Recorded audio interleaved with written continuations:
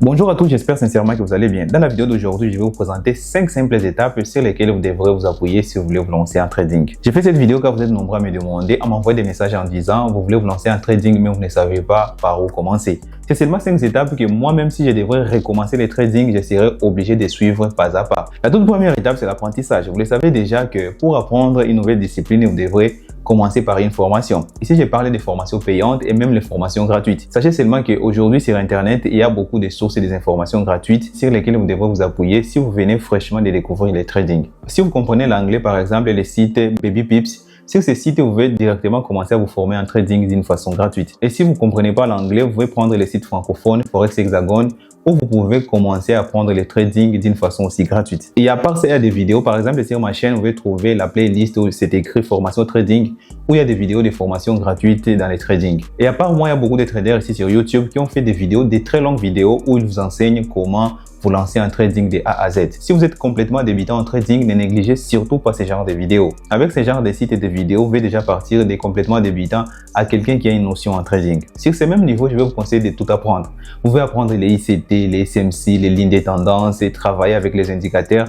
Toutes les stratégies que vous pouvez trouver gratuitement sur Internet, alors apprenez-les et essayez de les pratiquer. Ce qui va nous amener directement à la deuxième étape. La deuxième étape, c'est le temps de vous focaliser sur un seul modèle. Vous avez appris beaucoup de choses, c'est le moment alors de vous focaliser sur un seul modèle qui va avec votre personnalité ou qui correspond avec les conditions du marché sur lesquelles vous devrez intervenir. Et surtout sur ces niveaux, il faut faire très attention parce que vous pouvez arriver à vous identifier à un seul modèle. Quand je parle de vous identifier, c'est quand votre ego commence à s'appuyer sur un modèle que vous avez aimé par exemple. Par exemple, vous avez appris et vous avez décidé de vous focaliser sur les modèles comme SMC ou les ICT. Normalement, au début de l'apprentissage, la personne qui était en train de vous former, elle va vous dire les choses comme il y a sur les marchés, il y a les traders retail, il y a aussi les grosses banques et les grosses institutions. Les traders retail sont là pour fournir de la liquidité au marché et les grosses banques sont là pour prendre l'argent des traders retail. Bon, je ne vais pas entrer plus en détail, mais si vous avez appris les modèles comme les ICT, les SMC, je suis sûr qu'au moins une fois, vous avez entendu quelqu'un dire cela. Ce sont les discours qui peuvent pousser un trader débutant à commencer à s'identifier comme quelqu'un qui se trouve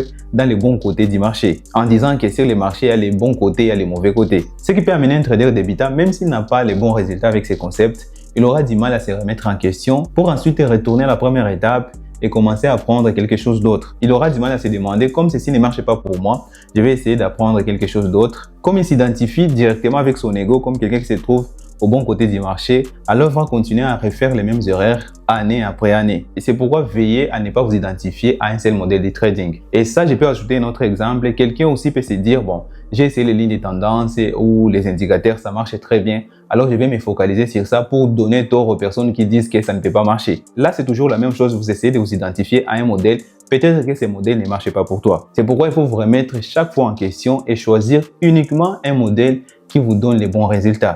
Que ce soit un modèle qui est toujours représenté comme un modèle infaillible. Ce qui est très important en trading est que les modèles marchent pour toi et te donnent de bons résultats. La troisième étape, c'est tester votre modèle sur les marchés réels. Pour savoir si un modèle marche, normalement en trading, nous faisons les backtesting. Mais ce que vous devez savoir que le backtesting n'est pas la même chose avec les conditions réelles du marché. C'est pourquoi il serait temps de tester votre modèle sur les marchés réels avec un compte démo.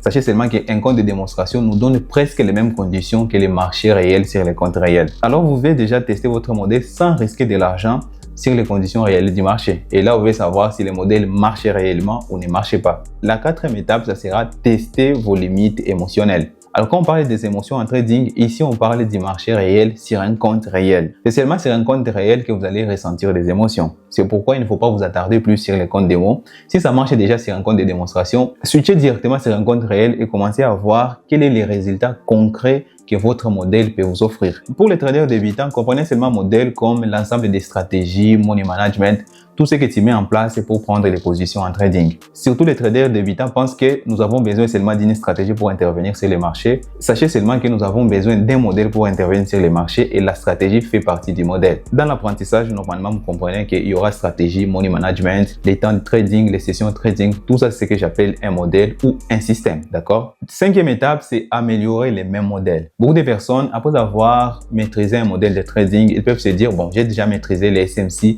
ça serait le temps d'apprendre et approfondir les ICT. ou ce sera le temps d'apprendre comment utiliser l'indicateur XY. Dans cette vidéo, je vais vous conseiller d'améliorer les modèles que vous connaissez déjà. Si vous traitez avec les indicateurs, ce sera le temps d'améliorer les trading des indicateurs en vous informant peut-être auprès des personnes qui ont plus d'expérience que vous et qui utilisent les mêmes modèles ou les mêmes systèmes que vous. Et après ça, les amis, vous pouvez déjà vous considérer comme un trader. Si vous regardez cette vidéo, que vous faites partie des personnes qui m'envoient des messages en disant qu'ils veulent se lancer en trading mais ils ne savent pas par où commencer, je vais vous demander si vous avez encore d'autres questions de me les mettre dans les commentaires. J'aurai le temps de vous répondre. D'ici là, portez-vous bien, on se retrouve très rapidement pour une nouvelle vidéo. Je vous dis ciao.